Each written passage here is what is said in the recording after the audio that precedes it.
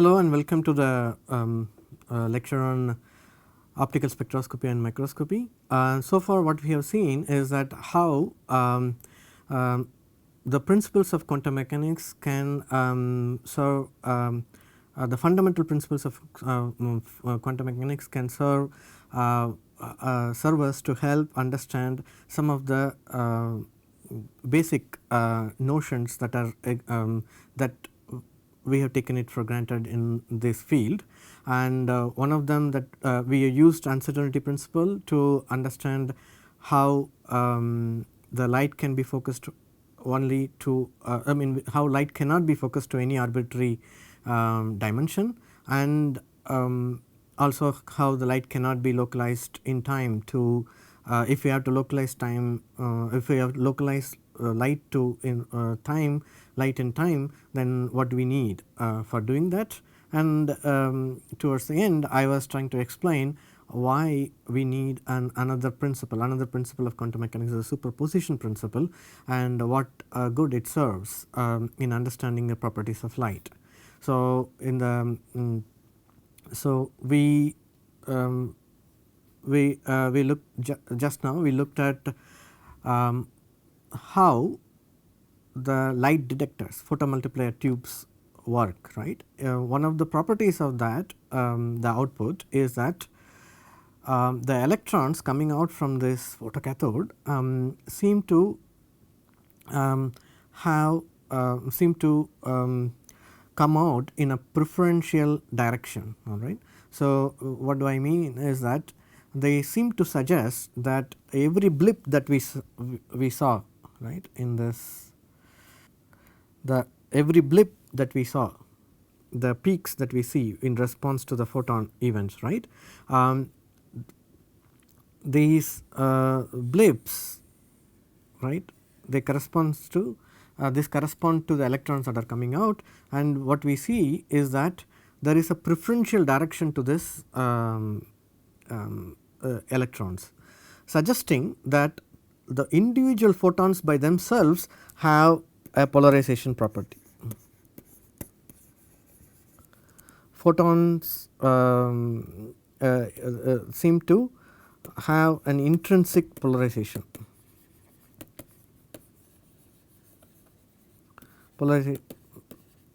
Right.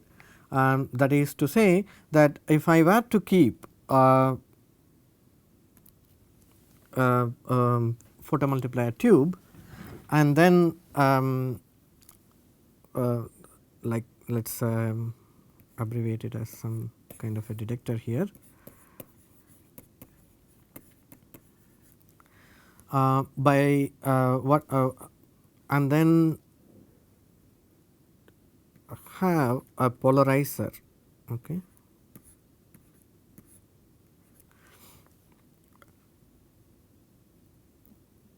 What we see in the from this setup is that the photons that are coming out from that are getting detected by this through this detector seem to have a specific polarization direction that is in that is parallel to the axis of the last polarizer that we have used, okay. Now that is the key, right. We are still detecting individual photons, but those photons somehow seem to have the polarization of the last polarizer that we have seen. Now this together with the fact that if we were to introduce a cross polarizer I mean a polarizer in a cross a polarizer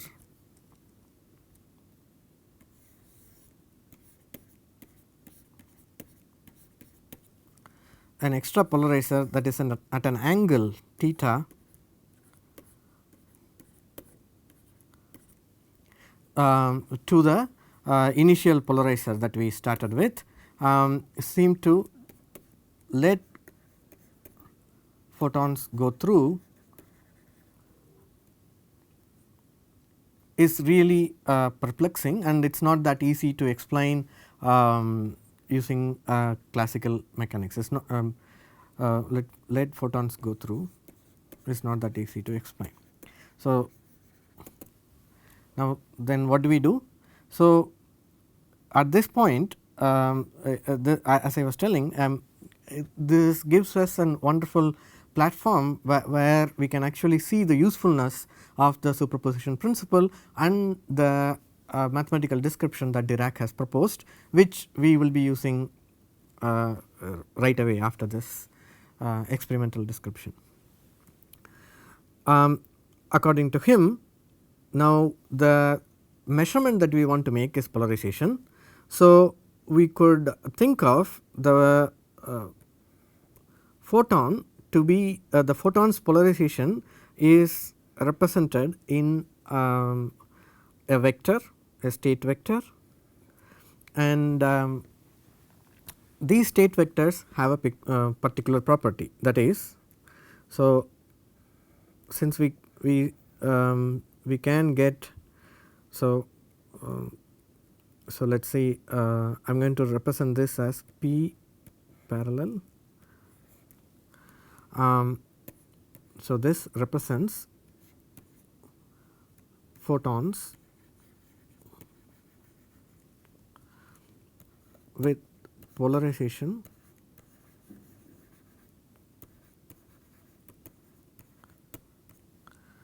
that is with polarization parallel to the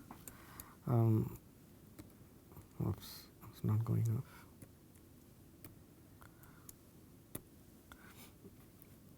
This polarization is parallel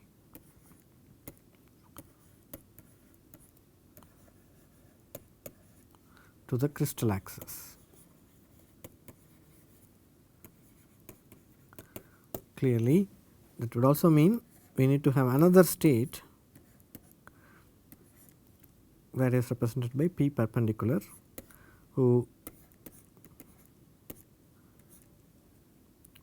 which represents the photons with polarization perpendicular to it.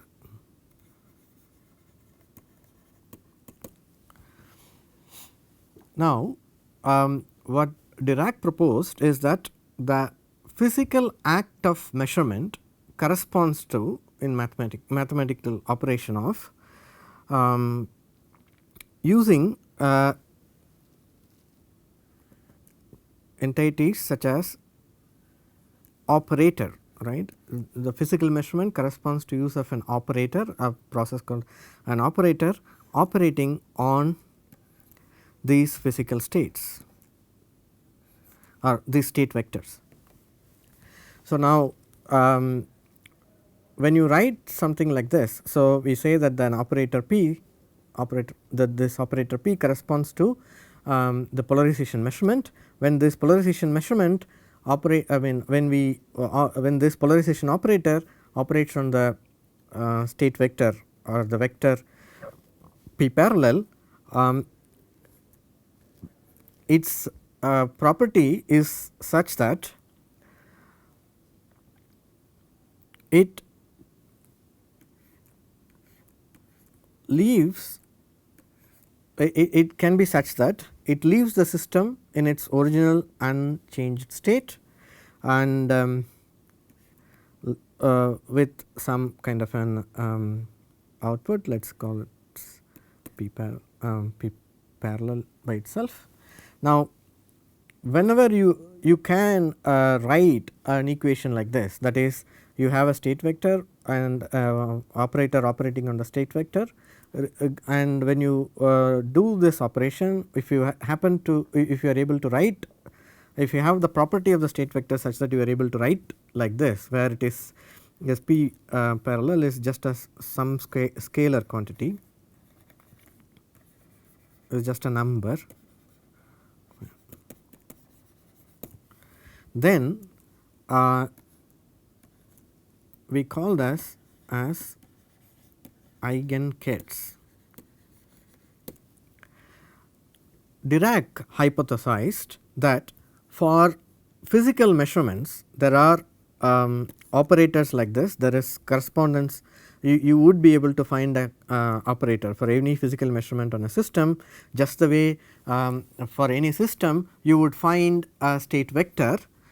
He said if you have a state vector and if you have a measurement process, you would be able to write, you should be able to write an operator for that measurement process, such that this operator when operating on an on a vector, state vector, will yield a the state vector back. It is analogous to you making a measurement and the measurement process itself leaving the system in the original state where it started with. Okay. That is what we represent by this, right. You have a state vector p parallel, and then when you operate on a p cap, all right, and you leave the system in p parallel state, and then you it gives you out it gives out some number. Okay. In this case it could be just 1, but in general it gives you gives out some number and then the original ket itself. Such kind of kets are called Eigenkets, and then he said these corresponds to all the measurements that you can actually, I mean all the measurement value all the observables, the value that you can actually get out from the system. So, in our case there is a possibility of measuring p parallel and p perpendicular, and you and somewhere anywhere in between. So, in which means in general we should be able to write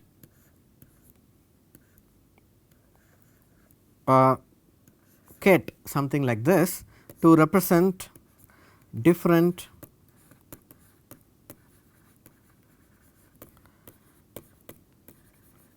states of the system,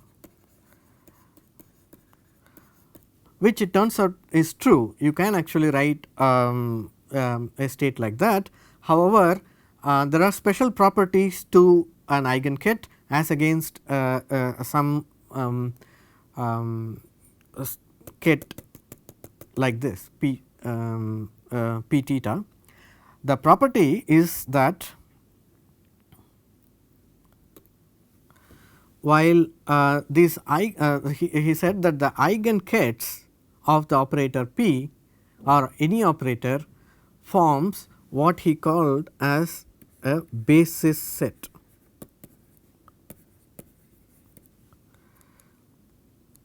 Is formed by the basis set is formed by all the eigenkets. So, when we are talking about a polarization, it is always with respect to some kind of, I mean there is a reference with respect to a polarizer that we are talking about having in mind. So, you could think of the in here two possible polarization states that has an eigenkets, which is p parallel and p perpendicular, all right. The if you have them, then the process of you measuring the polarization or you probing the polarization when the polarizer angle polarizer. So, we can actually take the light example again and then draw in a polarizer versus a polarizer that is at an orthogonal direction, can be easily represented as you P operating on a state which is like this, and you are going to get back this, and since P perpendicular is an eigenstate, you should be able to write this in a similar way, where I am just writing some okay, maybe just to be consistent we will just say P some number. Okay. So, let us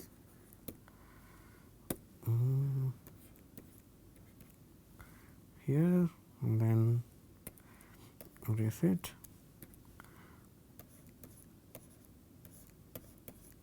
P perpendicular will give you some number P perpendicular. This is smaller p with the lip on top, or like this. And so, but what is happening here is that, what is happening here is that if you take the polarizer that is at an orthogonal direction after this, what has happened is that you are doing this operation, which is probing that, and we have gotten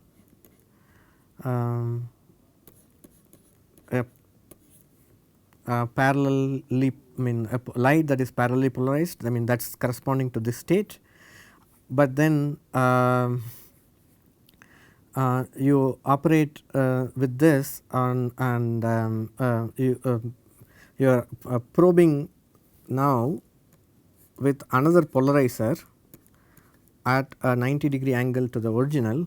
So, then basically what you are trying to do is you are trying to probe how much, I mean basically what you are trying to see here is that what fraction of the light that is coming out from here is actually corresponding to P perpendicular, all right. So, as you can see here, since we have generated a pure state which does not have any component of perpendicular light, you would get an answer corresponding to 0. On the other hand, in general, if we were to take an unpolarized light or a light that is polarized in I mean not an unpolarized light, a light that is polarized not at an angle that is not necessarily aligned to the polarizer's the parallel polarizer itself, then we could represent that as P theta as I have written. Now, this can be thought of as superposition of two states.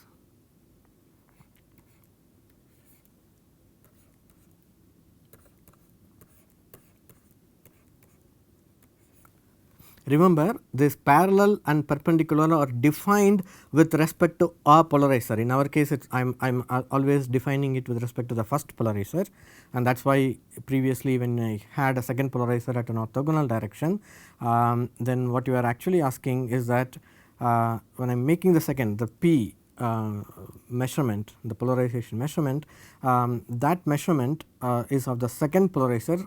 The polarizer itself is at 90-degree angle, though when the polarizer acts on a light, what you see is that it is actually always telling you how much of the light is along its crystal axis. Okay. So, that is why you get it 0, because they are at 90-degree with each other, the first and the second polarizer. Now, if you have it as at a theta, then you can actually express this any angle theta as a combination of a linear combination of A P parallel plus B P perpendicular. Or in other words, now what we have been able to do is that we have been able to express a light something a light state that acts somewhere, I mean sometimes as if it is a parallel, or sometimes as it is a perpendicular, as a linear combination of these two fundamental states. Thereby, now if I go back and do this experiment, right, where I placed my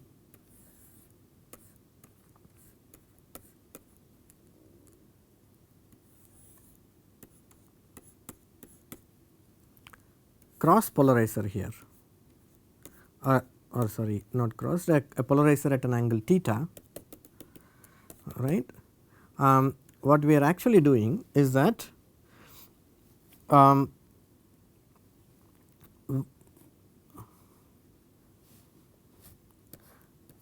we are operating something like that, equals A times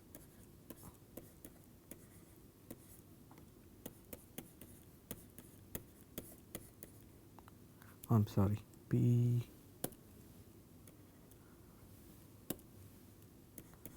parallel and P perpendicular. Now, this results in a component, I mean you will see that when such an operation results in a light, the light which has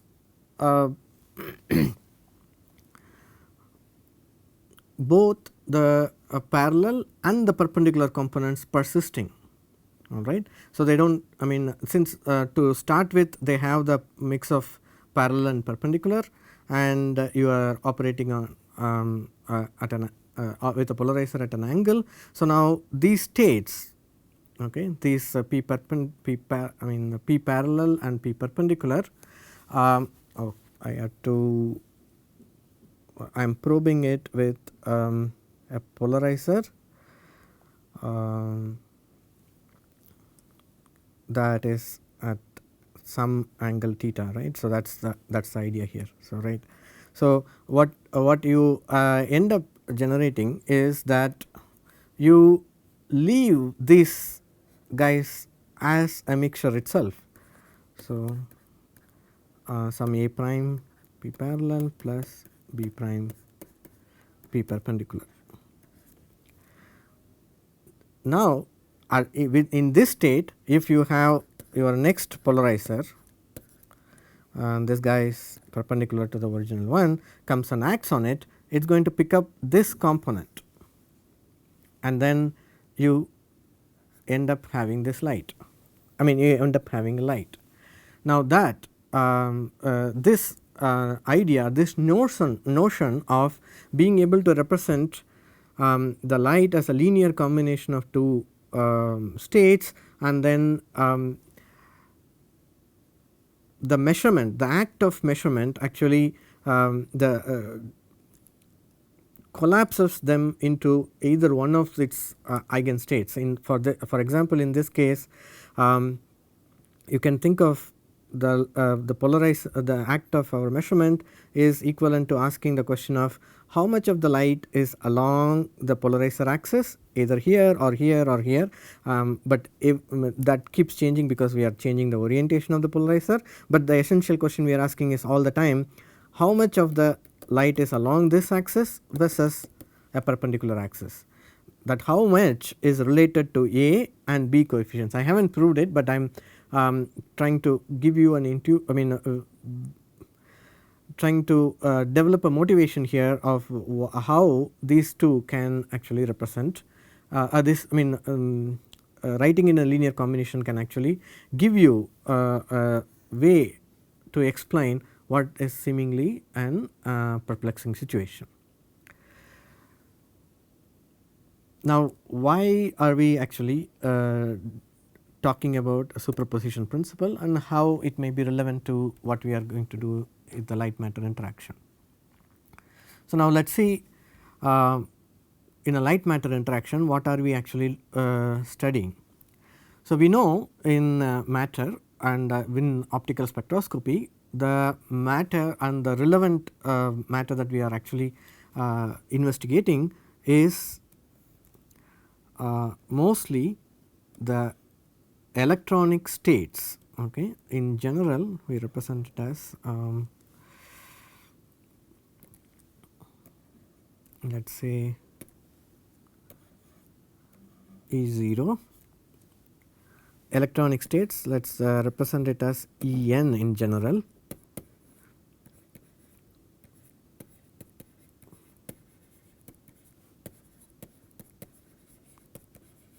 We are talking about in optical spectroscopy, we are dealing with the electronic states of the chromophore that we are interested in, all right. So, E1 and so on and so forth. Later we will see that there are some in between states that can that comes in handy for some explaining some of the properties, but right now what we are actually focusing on is these electronic levels. And when electromagnetic radiation light impinges on this, what happens to these electronic states, what happens to the occupancy of these electronic states. Now, in order to answer this, what we are going to do is that we know these electronic states are the stationary states of an atomic system or a molecular system, or essentially a chromophore that is that we have in our hand. Now, the bringing in the light alters this state of the system. That is our proposition, that we are going to say that it alters the state of the system. However, the alteration is very small, small enough that the resulting new states can be expressed as a linear combination of the previous states, previous electronic states, electronic Eigenkets, or in other words we are going to write a new state of the system in presence of this light as a linear combination of previous known stationary states, stationary electronic states of the system. And then we would like to probe what is the energy associated with this system, right. Well, so we do that through a specific operator called as a Hamiltonian operator, and then how we proceed to set up an equation that describes this process, and then to solve and then how do we proceed to solve it. That we are going to see it in the next lecture. As you can see, I am building up or I was building up all along to get you to this place where we can actually start writing this and then trying to understand how the light might interact with the matter. I will see you in the next class.